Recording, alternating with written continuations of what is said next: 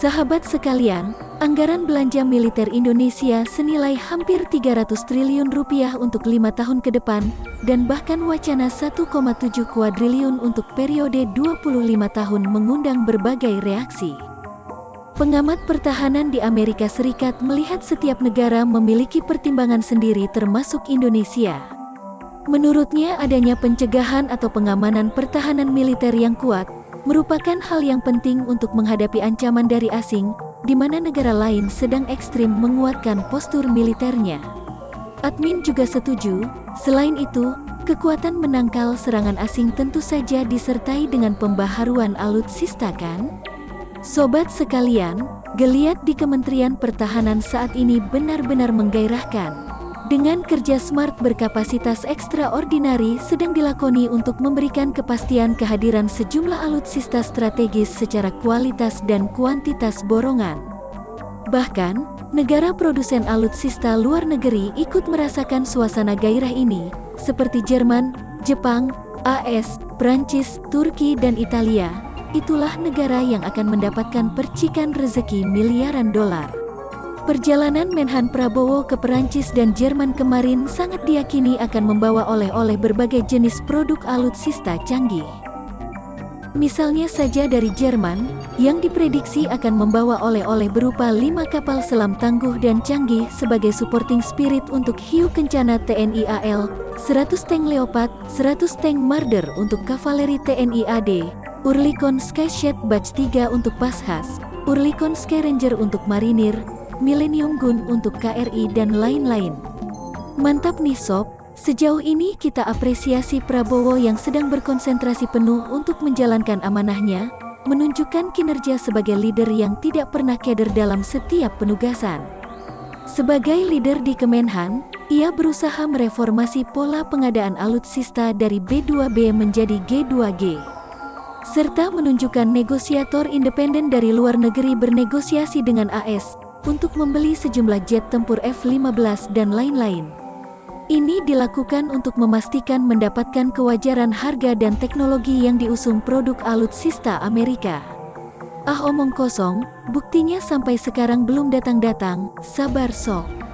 Bukan seperti itu ritmenya, mungkin diam-diam ia sedang memastikan kepantasan harga alutsista dan teknologinya, harga sewajarnya, harga normal, harga yang cocok dengan anggaran kita. Sekedar beranalogi, laporan keuangan yang telah diaudit dan menghasilkan kriteria terbaik, dengan sebutan wajar tanpa pengecualian. Jadi auditor tidak pernah menyebut laporan keuangan telah disusun secara benar, melainkan wajar. Demikian juga harga produk, yang wajar dong, markup-nya gak kebangetan. Maka untuk mendapatkan informasi itu ditempuh melalui G2G, antar pemerintah dan membawa nama baik pemerintahan. Sahabat sekalian, kerja ekstraordinari Kemenhan masih berproses dan baru ada di langkah perdana. Mungkin, ukuran kinerja Kemenhan dengan ritme ini baru akan terlihat di tahun-tahun mendatang. Dengan begitu, semoga saja ritme dan tujuan Indonesia sekarang menjadi jembatan kekuatan bagi kita dengan sebuah tujuan besar yang sangat ditunggu, kehadiran berbagai jenis alutsista strategis dan gahar secepatnya dalam jumlah besar, dengan kualitas teknologi terkini.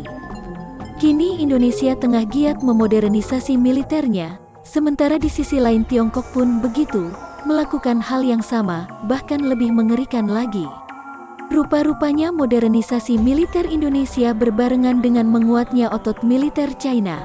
Sahabat sekalian, di bidang pembangunan militer China masih terus berupaya untuk dapat sejajar dengan AS dan Rusia.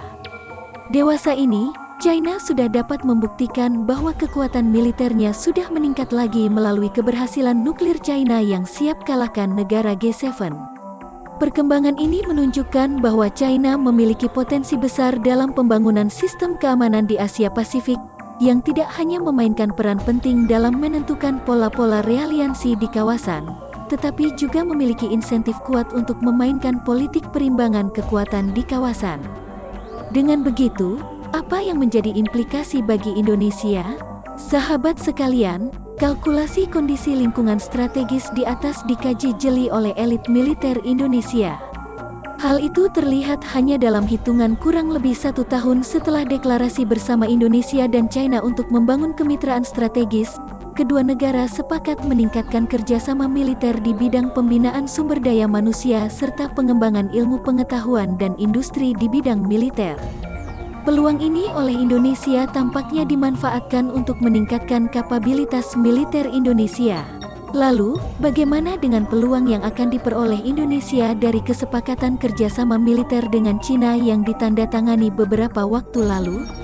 Kini dengan adanya peluang membangun industri militer bersama beserta ahli teknologinya yang ditawarkan China ke Indonesia, membuka peluang untuk memaksimalkan potensi industri militer di tanah air. Itu berarti bahwa kondisi perekonomian Indonesia saat ini bukanlah suatu halangan buat Indonesia untuk membangun sistem pertahanan melalui kemandirian. Sahabat sekalian, tahukah kalian jika Menhan Prabowo Subianto di dalam podcast channel sebelah mengatakan jika ada negara lain yang mencoba menghalangi Indonesia menjadi negara yang kuat dan maju? Menurut kalian negara mana nih? Komen di bawah ya. Nah, mungkin dengan pemberdayaan dan pemaksimalan kerjasama militer Indonesia dengan China merupakan pilihan cerdas yang perlu disinambungkan terus oleh elit militer Indonesia. Tinggal satu hal krusial yang perlu dilakukan Indonesia, yakni koordinasi sinergis antar institusi pemerintah yang berkaitan dengan upaya pembangunan kekuatan militer Indonesia, terutama Departemen Pertahanan, Markas Besar TNI, Departemen Luar Negeri, Departemen Dalam Negeri, yang dibarengi oleh dukungan politis penuh dari pihak institusi legislatif. Dengan dukungan domestik yang kuat dan solid bagi peningkatan kekuatan militer Indonesia, itulah yang mutlak diperlukan oleh Tentara Nasional Indonesia. Selain itu, diharapkan pada akhirnya nanti peningkatan kekuatan militer Indonesia secara signifikan akan mengubah posisi strategis Indonesia serta menentukan pola hubungan antar negara di kawasan Asia Pasifik.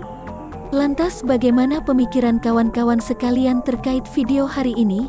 Silahkan tulis komentar kalian di bawah ya. Admin undur diri dulu, terima kasih.